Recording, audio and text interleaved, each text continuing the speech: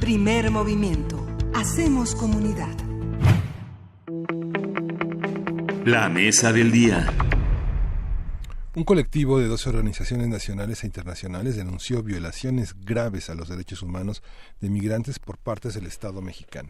El informe de monitoreo de derechos humanos del éxodo centroamericano en el sureste mexicano, octubre 2018 a febrero 2019, señala que el Estado mexicano no ha respetado el cumplimiento de las medidas cautelares y de protección y denuncia que la asistencia humanitaria del gobierno ha sido fundamentalmente condicionada a la detención migratoria. El documento señala que el Estado mexicano ha sido rebasado en temas como atención médica, alimentación y salubridad de los espacios donde se alojan los migrantes. De acuerdo con cifras oficiales, en el primer trimestre del año han sido detenidos 30,000 personas migrantes en México y según datos de la Secretaría de Gobernación, entre enero y abril, más de 400,000 personas cruzaron la frontera sur de manera irregular. Una tercera parte de ese número son niños y adolescentes. La mayoría de los migrantes proceden de Centroamérica, pero también de Asia, África o Medio Oriente.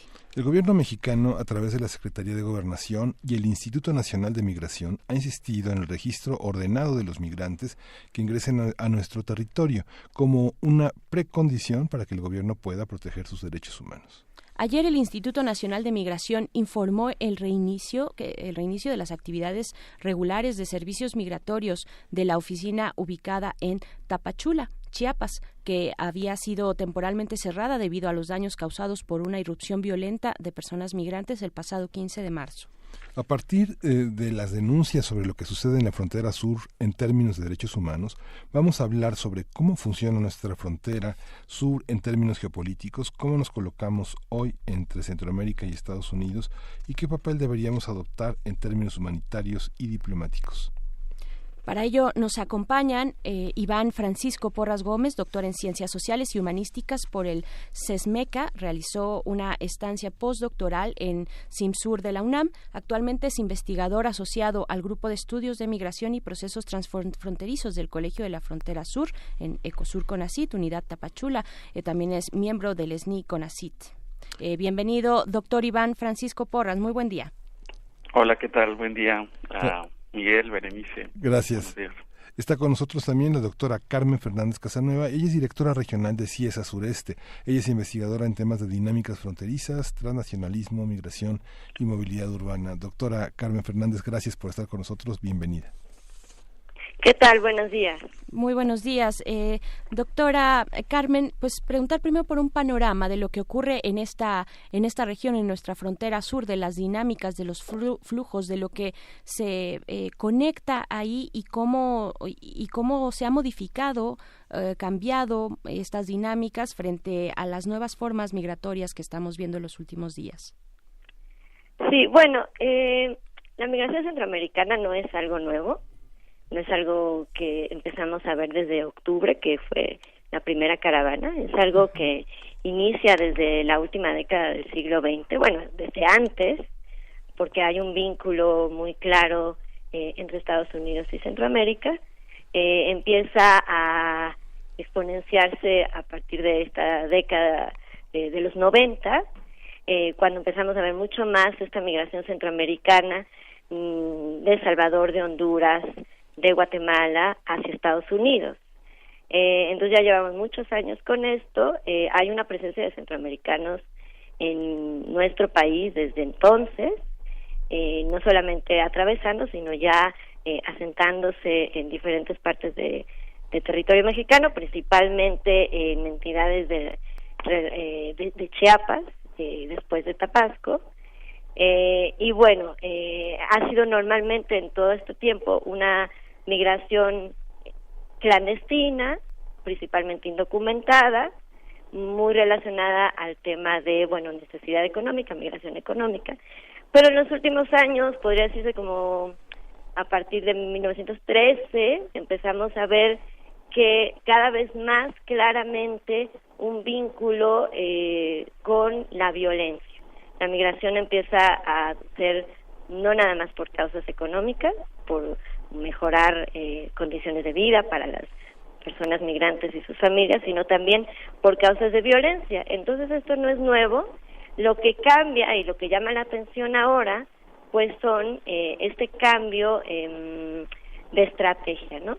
Salen de la clandestinización y ahora pues son visibles.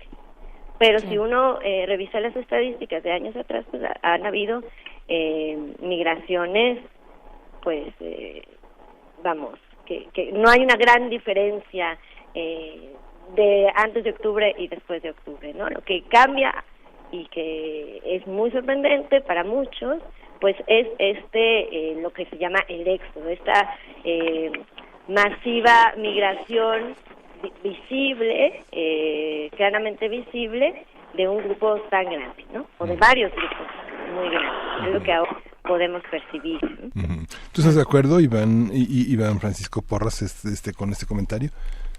¿Ha cambiado o sigue siendo la misma visión que tienen los migrantes como las políticas de los agentes de migración frente a las caravanas? Pues mira, yo creo que estoy de acuerdo con la doctora Carmen. Pues esto es como histórico. Creo que también hay una migración pues desde hace mucho tiempo, ¿no? Quizás lo que ha mostrado o se ha visibilizado más a partir de octubre pues son las llamadas caravanas, ¿no? Uh-huh. Y que estas caravanas de alguna manera lo que mostró es como una visibilidad, digamos, en masa de centroamericanos y centroamericanas, ¿no? Para muchos, creo que también no solo para las autoridades, incluso para las organizaciones, para la academia, era como ¿qué está pasando? Obviamente no olvidábamos como pues este contexto que Carmen ya ha mencionado, ¿no? Como la pobreza, la violencia, la desigualdad en Centroamérica.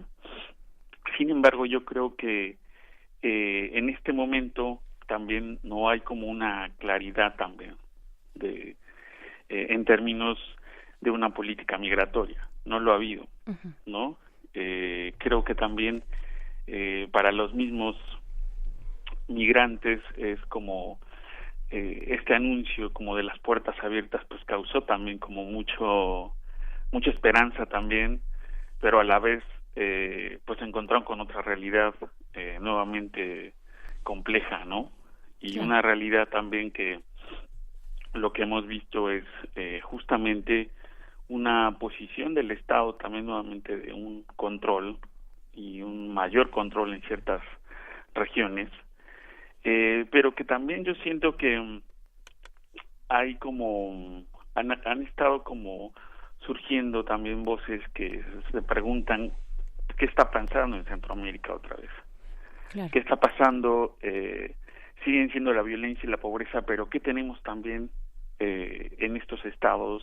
Porque también hay un silencio también como de los mismos estados centroamericanos, ¿no?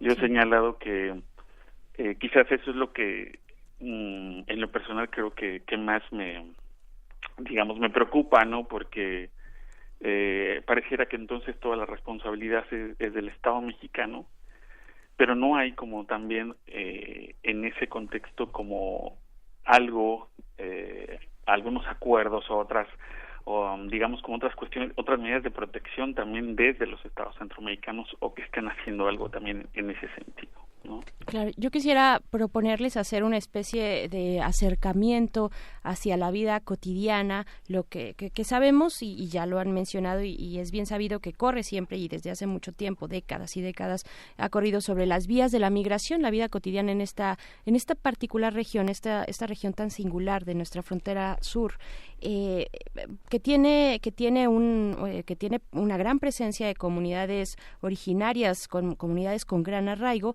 y que ven pasar y que siempre han visto pasar personas migrantes, pero que ahora pues la dinámica propia de la cantidad de personas que se presentan pues genera otros retos, ¿no?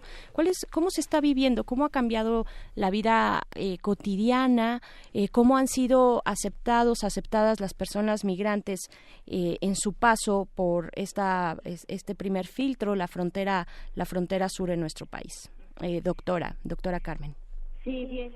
Bueno, como bien dices tú, sobre todo en la parte, digamos, más vinculada a la frontera, la parte de Chiapas más pegada a la frontera, pues es parte de la vida, ¿no? De parte de la vida cotidiana, la migración centroamericana.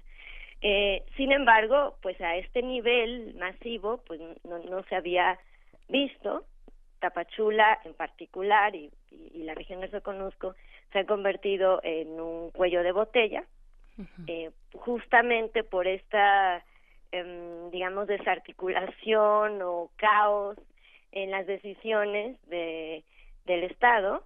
Se ha convertido en un cuello de botella y esto ha generado que haya pues muchísimo más rechazo hacia el migrante, muchísimo más xenofobia, miedo, se ha generado mucho miedo, se ha generado mucha incertidumbre al ver a tal cantidad de personas. Entonces, bueno, es algo que sí, digamos, podría decirse que ha cambiado en cuanto a cómo era la migración antes, que era principalmente clandestina, a cómo es ahora, ¿no? Este cuello de botella en el cual se ha convertido Tapachula, pues obviamente que ha impactado a la vida cotidiana de esta región, ¿no? Está desbordada la estación migratoria, hay estaciones migratorias o bueno, algo parecido a una estación migratoria, digamos improvisadas, justamente porque hay detenciones que han sobrepasado la capacidad de la estación migratoria siglo XXI y bueno, se ven personas migrantes en hoteles, vamos, su presencia es muy, muy, muy notoria, se ha desbordado y claro, esto genera xenofobia.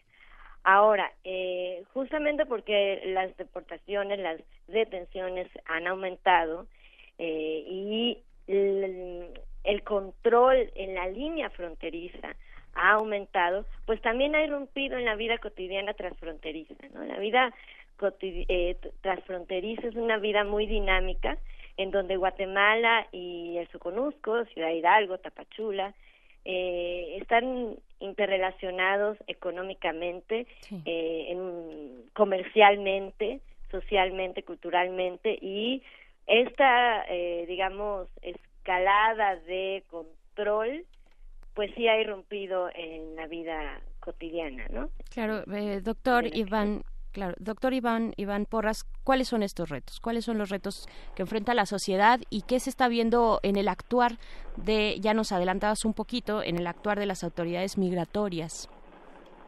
Sí, mira, pues yo creo que también esa cotidianidad pues es también compleja, a pesar de que esta región ha estado acostumbrada como a ver pues mucha presencia de migrantes.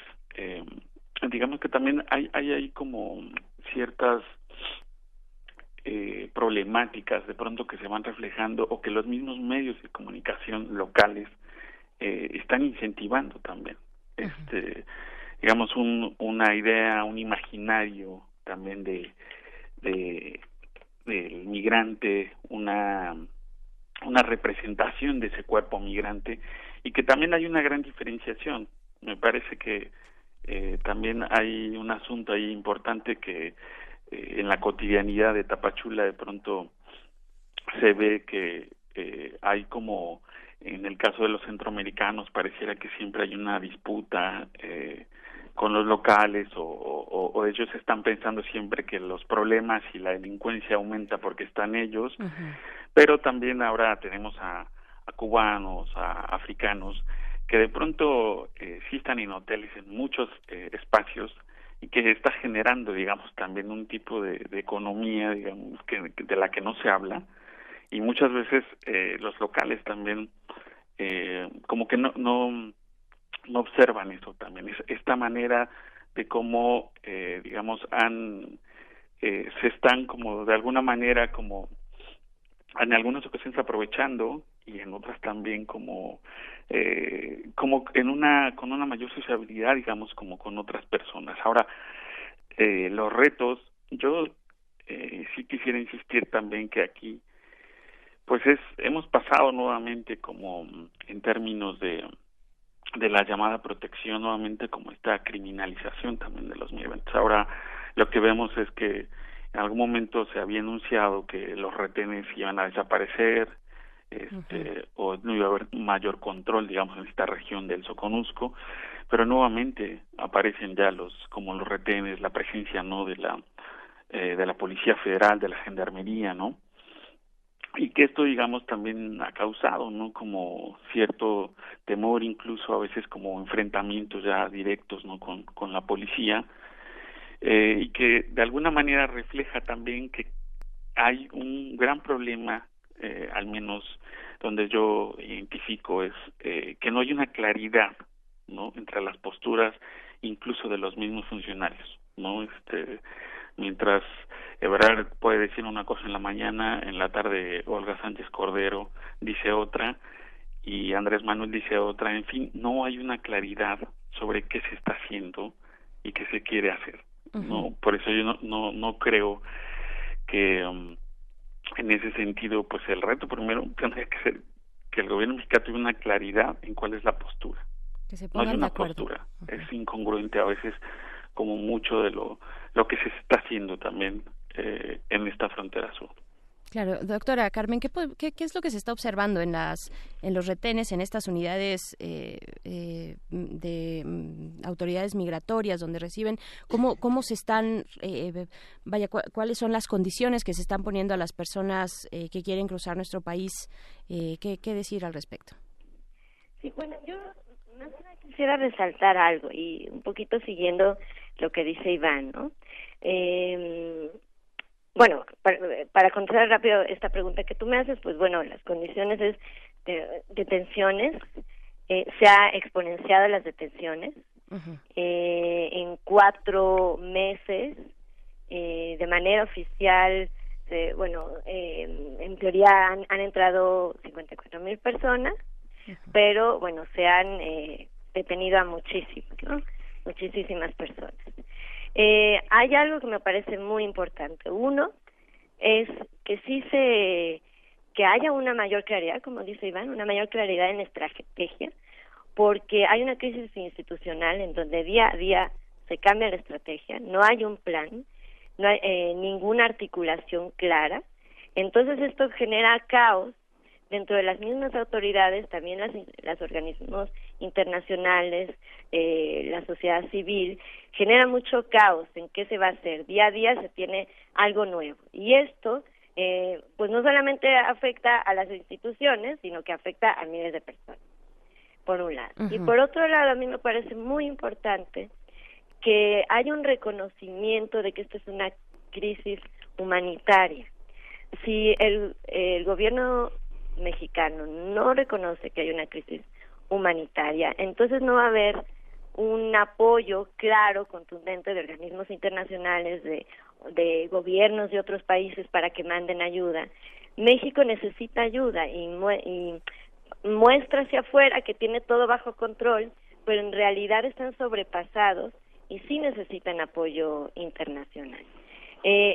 Por ejemplo, para poner una comparación, Colombia está tiene ahorita 2 millones de venezolanos, se está haciendo cargo de 2 millones de venezolanos, Perú de 400,000, Chile de 750,000, y son países que tienen menor capacidad económica que México. México sí puede, pero necesita mayor claridad y necesita reconocer que hay una crisis humanitaria para recibir este apoyo y no hacer una estrategia que cambia día con día, ¿no? Porque eso simplemente les genera muchísimo más incertidumbre tanto a los involucrados en la ayuda, instituciones de la sociedad civil como estatales, como a los mismos migrantes, ¿no?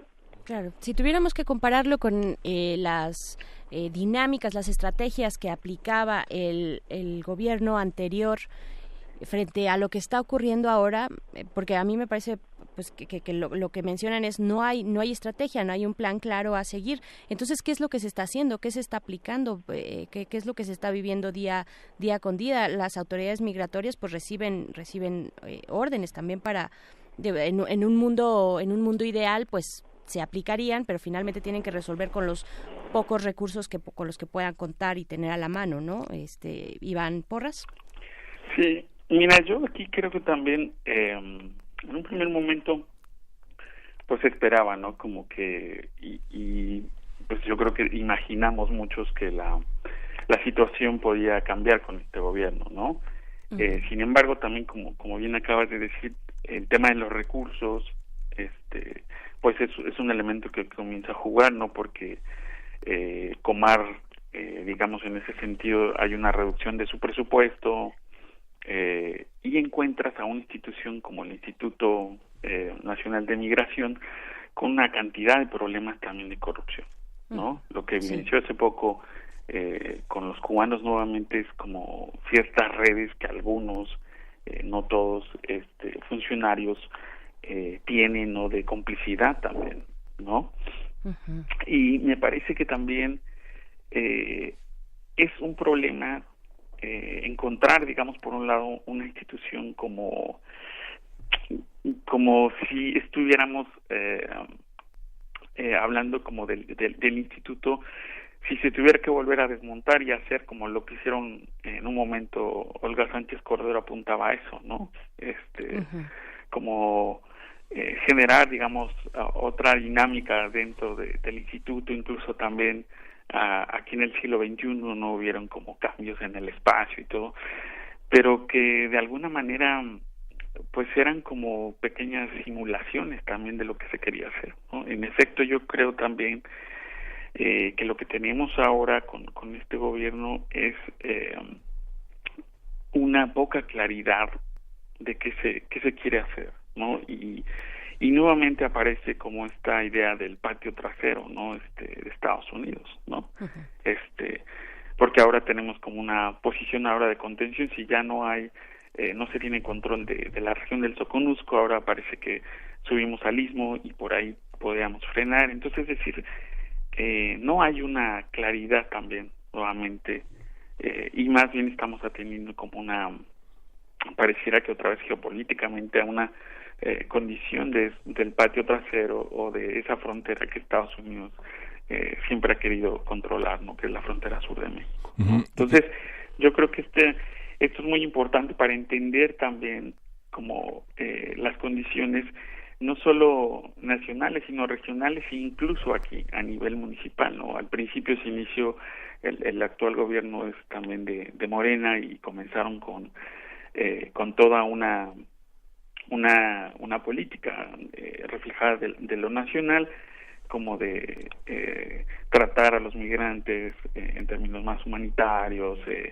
es decir, había toda también quizás una actitud de querer hacer bien las cosas, pero pues no cuentan ni con los recursos, ¿no? Ni con las condiciones, ¿no? Para atender hay que decirlo también, a mucha población, porque tienes a centroamericanos, a africanos, el tema de los cubanos también, ¿no? Es decir, es un tema complejo también, pues porque otra vez vuelve como la frontera sur a ser como el tapón o la olla de presión también, que en cualquier momento puede decantar en otros problemas, o están decantando ya en otro tipo de problemas. Uh-huh. La Comar anunció que tiene el 62% de todo el 2018 en estos 4 primeros meses, y lo que tú señalabas de los cubanos, pasaron de 218 en 2018 a 760, y así las estadísticas se han multiplicado de una manera enorme, impidiendo pues que la Comar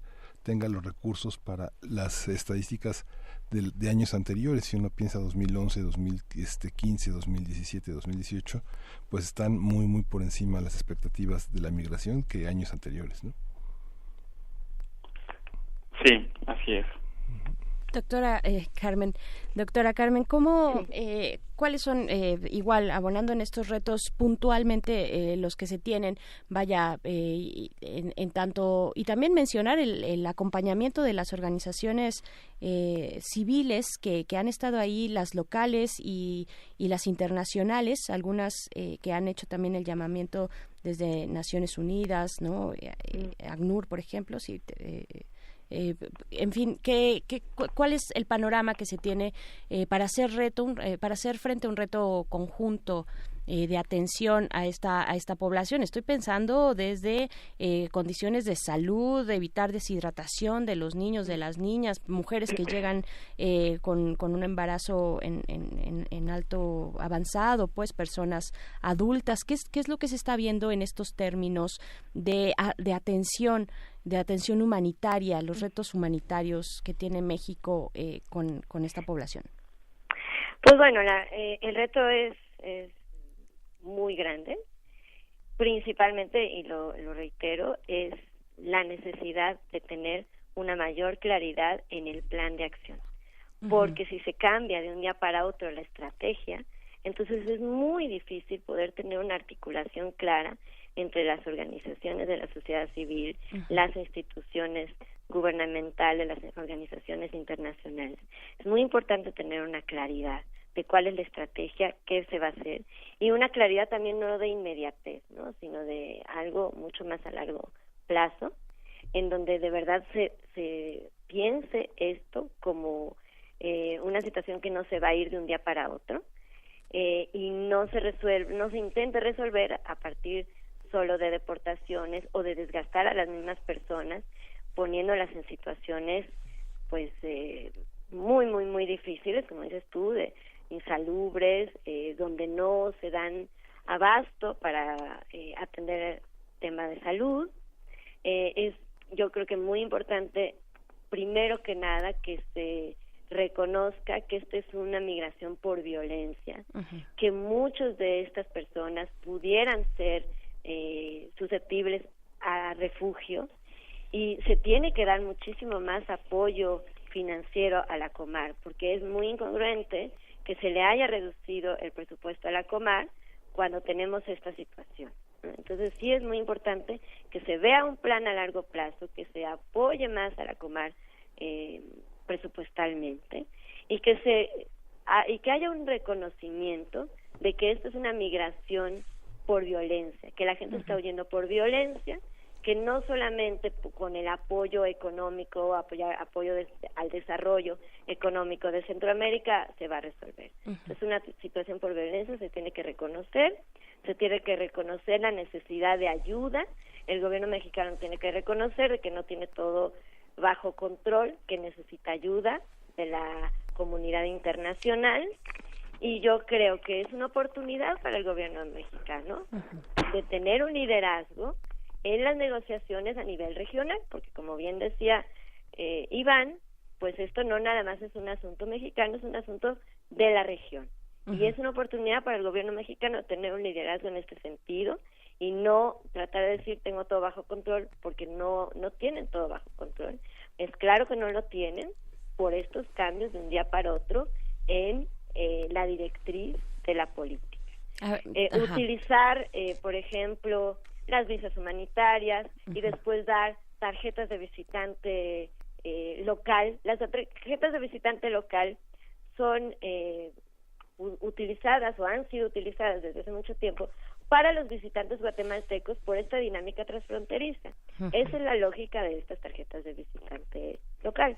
No se pueden utilizar para darlas a estas personas, por ejemplo, ¿no?, porque no tienen derecho a trabajar, etcétera. Entonces estas decisiones de inmediatez pues no resuelven, ¿no? Sí es necesario que haya una directriz y una claridad mucho más a largo plazo y mucho mayor articulación entre las diferentes instancias gubernamentales, mucho más liderazgo. Claro, y además la migración que viene de Guatemala, que se localiza justo en esta frontera, es de otra naturaleza, ¿no? O sea, estas tarjetas de visitante es para ir y venir, o tal vez por temporadas muy cortas. Estamos hablando de otro perfil, de otro de entre los distintos perfiles que se pueden encontrar que están corriendo por nuestro país. Yo, a manera ya de comentario, de despedida de esta conversación que les agradecemos mucho, doctor Iván Porras, doctora Carmen Fernández, quisiera preguntarles precisamente apuntar hacia el paradigma al cual tendría que aspirar México en términos migratorios. ustedes como especialistas, ¿qué nos pueden compartir? ¿Hacia dónde tenemos que caminar? ¿Cuál es el ideal en un mundo que no puede negar ni frenar, además, la migración, donde hemos visto éxodos como estos en otras regiones, bueno, tal vez no sé si como estos, pero lo vimos en Siria con la guerra, desplazados, personas desplazadas, en fin, distintas situaciones y condiciones que están apuntando a la migración y al tratamiento distinto de la misma, a un tratamiento innovador, a un tratamiento humanitario, pensando en un siglo XXI, en un mundo global? ¿Qué decir de esto, doctor Iván Porras? Sí, yo siento también que, pues en efecto, no podemos como, sobre todo por la posición geopolítica en México, pues es, digamos, pues vamos a tener todo el tiempo sujetos, ¿no? Migrantes por esta región y por otros espacios también. Siento también que, pues por lo pronto, lo que sí esperaríamos es que haya una mayor claridad desde el Estado mexicano, ¿no? En términos de qué hacer también. Y pues para nosotros también como sociedad, ¿no? Es un reto, ¿no? En términos de qué tanto incluimos y qué tanto, digamos, a ese otro, pues que está como en esa movilidad, ¿no? Por una necesidad, también somos capaces, ¿no? De transitar como ese respeto, esa cotidianidad, ¿no? También. Me parece que eso es vital. También siento que lo que nos ha dejado, también lo que nos está dejando ese tipo de experiencias es como reflejar, ¿no? Y hablar más como de qué es lo humano, la humanidad, ¿no? La ética de vida también, por ejemplo, al ver a muchas de estas personas que de pronto por la violencia, por otras circunstancias, tienen que dejar sus espacios, ¿no? Creo que también pues debemos de asumir también un papel, ¿no? Desde la sociedad también, y sobre todo porque pues en los últimos meses vemos como mucho racismo, ¿no? En muchas actitudes también, ¿no? De cierta población. Entonces yo sí siento que hay como toda una problemática, ¿no? Que en este momento es necesario también atender desde el Estado y desde como diversos colectivos, ¿no? Nosotros también creo en la academia, pues es necesario también como entender, ¿no? Y explicar, por supuesto, qué está pasando, no solo en la frontera sur, sino en otras latitudes también de Latinoamérica, ¿no? Claro. Y pues con estas personas, con estos sujetos que también es producto, pues sí, de una pues más allá del capitalismo, también de ciertos como gobiernos que están en transición, y que hay como todo un fenómeno de la derechización también justo en este momento, ¿no? En muchas partes del mundo. Entonces me parece que el reto es amplio, pero sin duda alguna desde cualquier nicho necesitamos también como atender, ¿no? a esto que está sucediendo no solo en la frontera sur. Sí, gracias, doctora Carmen Fernández. ¿Con qué despedirse? Sí, bueno, pues gracias.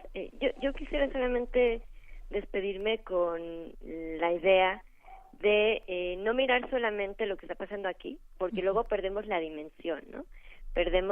Y eso ha generado también esta reacción negativa en contra de los migrantes, como que ellos son los violentos, los que vienen a quitarnos trabajo, los que van a generar caos. Hay que dimensionar, ¿no? En México, al menos oficialmente, desde que iniciaron las caravanas han entrado alrededor de 50,000 personas, pero Colombia tiene 2 millones de venezolanos, ¿no? Y no ha colapsado Colombia. Uh-huh. O sea, no va a colapsar México. No es una invasión. Tenemos que ser solidarios, pensar en como buscar dentro de nosotros esa solidaridad a esta situación, y pues hacer un llamado a la necesidad de coordinación y de planeación estratégica por parte del Estado. Son los líderes de esta situación y es muy importante que haya un liderazgo coordinado y claro, con una mirada más a largo plazo para poder gestionar esta situación de crisis en este momento y no generar mayor caos, cuellos de botella y xenofobia, ¿no? Sí, pues muchísimas gracias por su participación. Pues seguiremos pendientes de todo este desarrollo temático porque, bueno, apenas empieza esto. Gracias.